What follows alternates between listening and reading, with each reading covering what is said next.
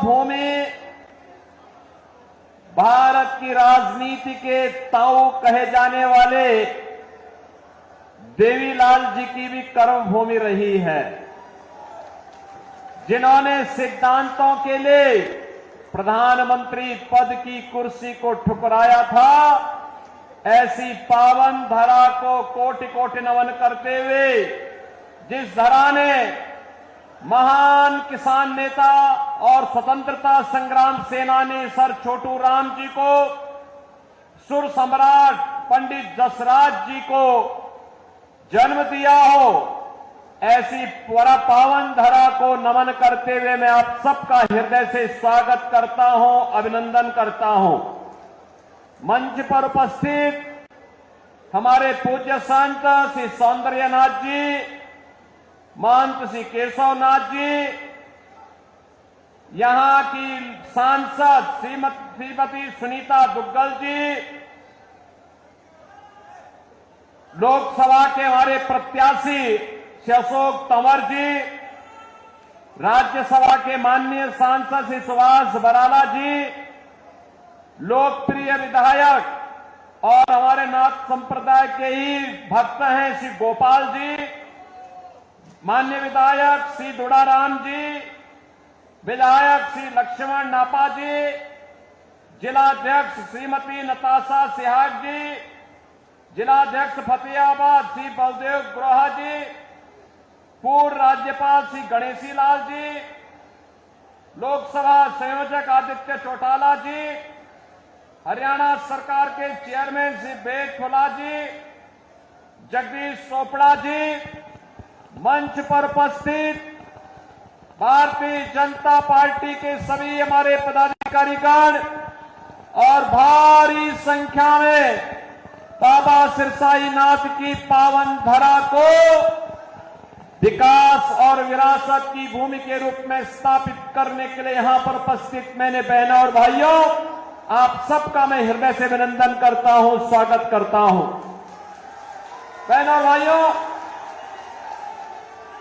मैं बाबा गोरखनाथ की धरती से और मर्यादा पुरुषोत्तम प्रभु राम की पावन जन्मभूमि से आपके बीच में यहां पर आया हूं। भारत के यशस्वी प्रधानमंत्री और दुनिया के सबसे लोकप्रिय राजनेता मोदी जी का संदेशा लेकर के आया हूं, और संदेशा यही लेके आया हूं कि 4 चरणों के चुनाव पहले ही संपन्न हो गए थे, 5वां चरण आज चल रहा है, और अब पूरे देश के अंदर एक पहले 3 चरणों में, 4 चरणों में जो लहर थी, 5वें चरण में वो सुनामी बन चुकी है, मोदी की सुनामी पूरे देश के अंदर। और एक ही स्वर गूंज रहा है, चारों ओर एक ही नारा गूंज रहा है, और वह है कि फिर एक बार,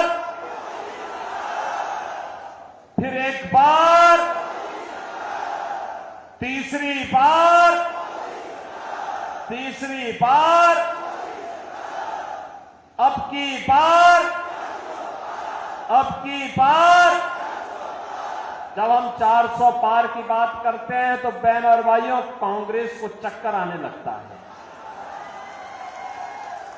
और चक्कर इसलिए आने लगता है क्योंकि 400 सीटों पर तो चुनाव ही नहीं लड़ रही है, तो जीतेगी कैसे। और इसीलिए तो मैं कह रहा हूं, जनता जनार्दन से जवाब देती है। क्या जवाब देती है? जवाब देती है कि जो राम को लाए हैं,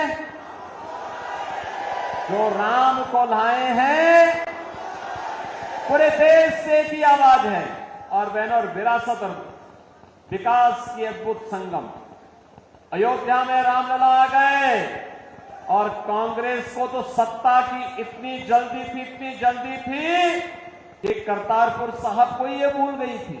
और तो मोदी जी आए, तो मोदी जी ने आने के बाद करतारपुर कॉरिडोर के निर्माण के कार्यक्रम को भी आगे बढ़ाया, गुरु नानक देव की पावन धरा को भी भारत का हिस्सा बनाने का कार्य आगे बढ़ाया, और गुरु गोविंद सिंह जी महाराज के चार साहबजादों ने जिन्होंने सरहिंद के लिए अपने आप को बलिदान किया था, उनके नाम पर 26 दिसंबर की तिथि को वीर बाल दिवस के रूप में मनाने की घोषणा भी की है। इसलिए बहनों और भाइयों, आज इसीलिए मैं आपको पास आया हूं कि पावन धरा तो मेरे लिए दो प्रकार से महत्वपूर्ण है। गुरु नानक देव जी से लेकर के गुरु गोविंद सिंह जी के साहबजादों की पावन धरा के रूप में, और हमारे नाथ संप्रदाय के पवित्र संत बाबा सिरसाई नाथ जी के नाम पर, जिनके नाम पर इस सिरसा बसा हुआ है, इसलिए ये मेरे लिए एक पावन धरा है। इसको मैं कोटि कोटि नमन करता हूं, आप सबका अभिनंदन करता हूं, स्वागत करता हूं। बहनों और भाइयों, आज देश बदल चुका है।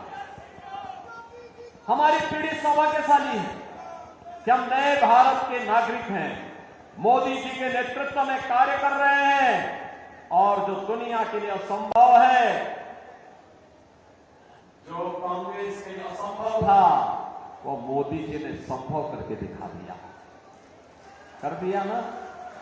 देखो, पहले दुनिया में भारत का सम्मान नहीं बचा था, लोग भारत को शक की निगाहों से देखते थे।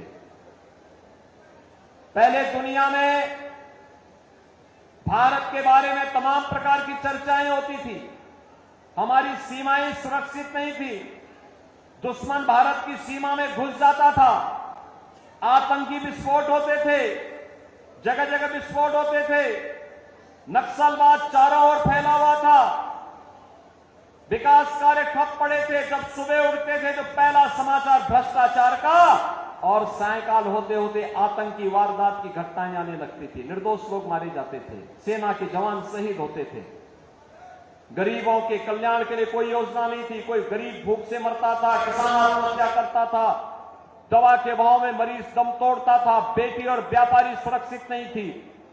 बहनों और भाइयों, पिछले 10 वर्ष में मोदी जी ने भारत की तस्वीर और तकदीर को बदला है। ये तस्वीर और तकदीर को कैसे बदल दिया है? आज भारत का सम्मान दुनिया में बढ़ा है। दुनिया में कोई संकट आता है, लोग दुनिया भारत की तरफ देखती है। सीमाएं सुरक्षित हैं, अब कोई दुश्मन भारत की सीमाओं का अतिक्रमण नहीं कर सकता है, क्योंकि नया भारत है, और आतंकी वारदात तो नहीं होती, इस पे नकेल कसा गया। लेकिन अगर पटाखा भी जोर से फट जाए ना, तो सबसे पहले पाकिस्तान सफाई देता है कि नहीं, मैंने नहीं किया है। उसे मालूम है अगर समय रहते सफाई नहीं दी तो ये भारत है, छेड़ता नहीं है, लेकिन अगर कोई छेड़ता है तो उसको छोड़ता भी नहीं है, वो भयभीत रहता है। बहनों और भाइयों, भय बिनु होई न प्रीति, ये वही है। जब ताकत होती है ना, तो हर व्यक्ति शांति और सौहार्द के लिए आपके सामने झुकता है, और आज भारत ने दुनिया को एहसास कराया है। विकास के कार्य बड़े बड़े, highway, railway, metro, IIT, IIM, AIIMS, 1 district 1 medical college, triple IT, NIT, world class university, और हर व्यक्ति के स्वास्थ्य के लिए हर घर नल, और नल में जल की योजना मोदी जी ने पूरे देश के अंदर लागू कर दी। देखो, कांग्रेस के लोग भूखों मरते थे, गरीबों को भूखों मारते थे, उनका राशन खा जाते थे, और बहनों और भाइयों, भाजपा की सरकार में 80 करोड़ लोगों को फ्री में राशन मिल रहा है। मैं बोलना चाहता हूं, जो लोग पाकिस्तान का राग अलाप रहे हैं, उनको बोलो, 23 से 24 करोड़ की आबादी का पाकिस्तान भूखों मर रहा है, वहां की जनता सड़कों पर है, तोड़फोड़ आगजनी हो रही है, 1 किलो गेहूं के लिए छीना झपटी हो रही है, और मोदी जी के नेतृत्व में भारत ने 10 वर्ष में 25 करोड़ लोगों को गरीबी रेखा से उभारने का काम किया है। 60 करोड़ लोगों को देश के अंदर 5 लाख रुपए का स्वास्थ्य बीमा का कवर मिल रहा है। 50 करोड़ गरीबों के जनधन अकाउंट खुल गए हैं। 12 करोड़ किसानों को किसान सम्मान निधि का लाभ, 12 करोड़ घरों में शौचालय का निर्माण, 10 करोड़ गरीबों को जुलाई उज्ज्वला योजना का कनेक्शन और 4 करोड़ गरीबों के मकान बन गए हैं। और मोदी जी ने घोषणा की है तीसरी बार सरकार बनेगी, 70 वर्ष से ऊपर के हर एक बुजुर्ग को 5 लाख रुपए हर वर्ष स्वास्थ्य के लिए उपलब्ध करवाएंगे। मोदी जी ने घोषणा की है तीसरी बार सरकार बनते ही जितने बचे हुए गरीब होंगे उनको भी एक एक मकान उपलब्ध करवाएंगे। मोदी जी ने घोषणा की है तीसरी बार सरकार बनाएंगे, सोलर स्कीम के अंतर्गत हर घर को फ्री में बिजली उपलब्ध करवाने का काम भी करेंगे। बहनों और भाइयों, यहां विकास भी है, गरीब कल्याण भी है, देश की सुरक्षा भी है, आतंकवाद का सफाया भी है और भारत का सम्मान भी है। और साथ साथ रामलला का भव्य मंदिर के निर्माण का कार्य भी तेजी के साथ आगे बढ़ गया है। रामलला अयोध्या में विराजमान हो गए।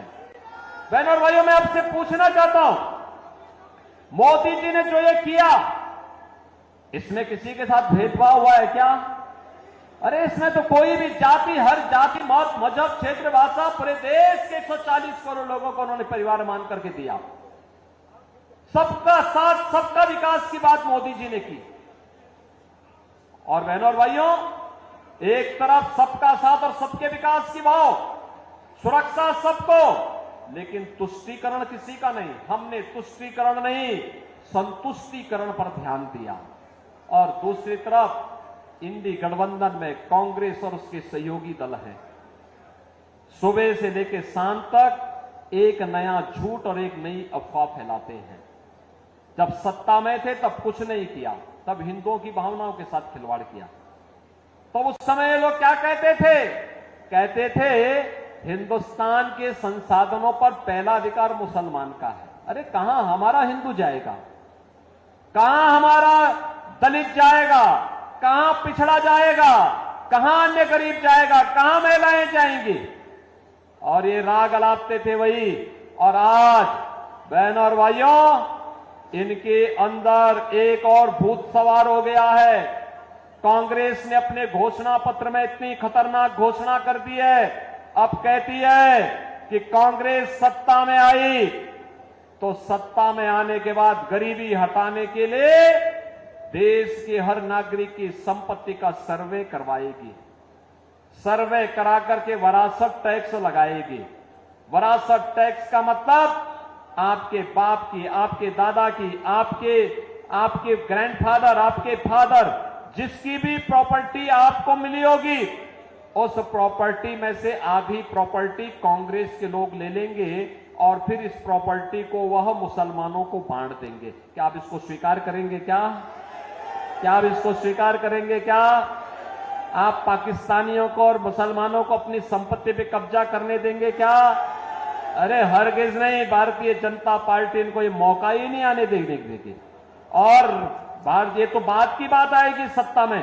रामलला के कारण इनको अब किसी भी जन्म में सत्ता नहीं मिलने वाली है, कभी नहीं मिलने वाली है, क्योंकि ये चुनाव तो राम भक्तों, रामद्रोहियों के बीच में हो गया है। ये तो रामद्रोही हैं, हमेशा राम का विरोध किए हैं, भारत की विरासत का विरोध किए हैं। इनको सत्ता कभी नहीं मिल सकती है। और यही कहने के लिए आज मैं आपके पास आया हूं। बहनों और भाइयों, आपने औरंगजेब का नाम सुना हो ना? ये मुगलों में सबसे क्रूर बादशाह था। औरंगजेब, कोई मुसलमान भी अपने पुत्र का नाम औरंगजेब नहीं रखता, मालूम है ना आपको? इसलिए नहीं रखता, औरंगजेब ने सत्ता के लिए पहले अपने भाई की हत्या की और फिर अपने बाप को भी जेल भेज दिया। बाप उसका पानी के लिए तरसते तरसते मर गया। वह औरंगजेब था।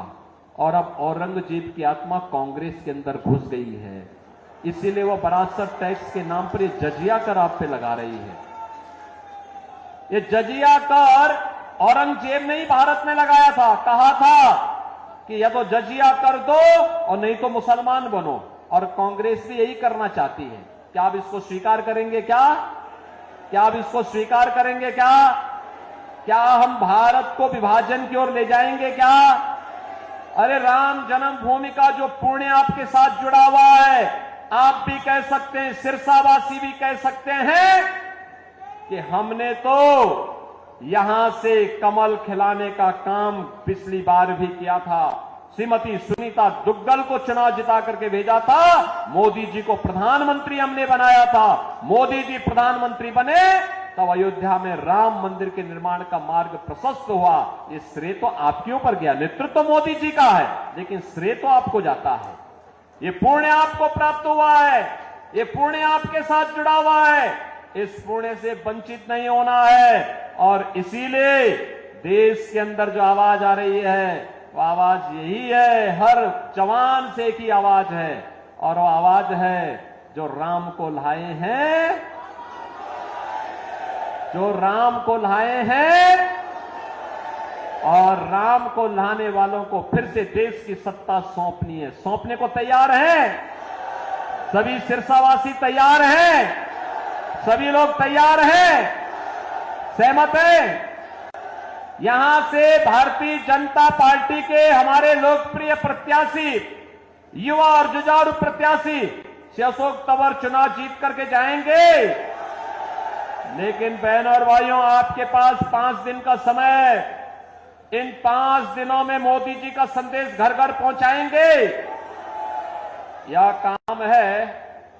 पहले मुझे बताओ, कितने लोग हैं जो कमल खिलाने के लिए अपने आप को 5 दिन का समय देंगे? भाई पूरा सिरसा ही तैयार है। अब इसमें मेरी बात सुनो, 2 काम करना है। आपने मेरे सामने संकल्प लिया है 2 काम। एक, हर व्यक्ति को प्रतिदिन 5 घर जाना है। उस परिवार के हर एक सदस्य से मिलकर के उससे कहना है, 18 वर्ष से हर वयस्क मतदाता को बोलना है कि देखो, आत्मनिर्भर और विकसित भारत के लिए हमें मोदी जी को फिर से प्रधानमंत्री बनाना है। मोदी जी को प्रधानमंत्री बनाना है तो इसके लिए कमल खिलाना है। और श्री अशोक तंवर जब यहां से चुनाव जीत करके जाएंगे तो मोदी जी 400 पार के लक्ष्य के साथ जाएंगे। तो बहनों और भाइयों, सारी समस्याओं का समाधान करेंगे। जाएंगे 5 दिन में 25 घर, और चुनाव के दिन उन 25 घरों को मतदान भी कराना है। कराएंगे? सहमत हैं? सभी लोग सहमत हैं? तो फिर मेरे साथ बोलेंगे, भारत माता की, भारत माता की, भारत माता की जय श्री राम, जय जय श्री राम, जय जय श्री राम।